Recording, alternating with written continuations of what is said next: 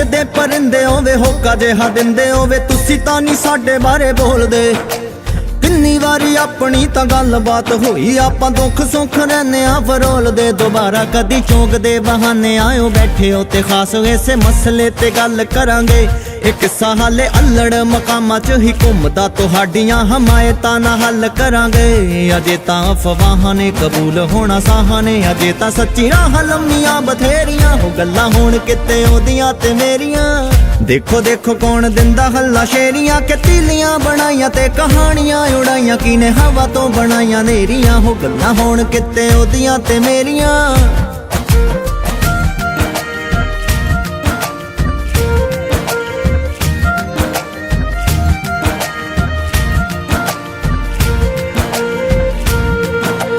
ਡੁੱਬੇ ਜਦੋਂ ਸੂਰਜਾਂ ਤਾਂ ਸ਼ਾਮ ਦੇ ਕੰਨਾਂ 'ਚ ਮੈਂ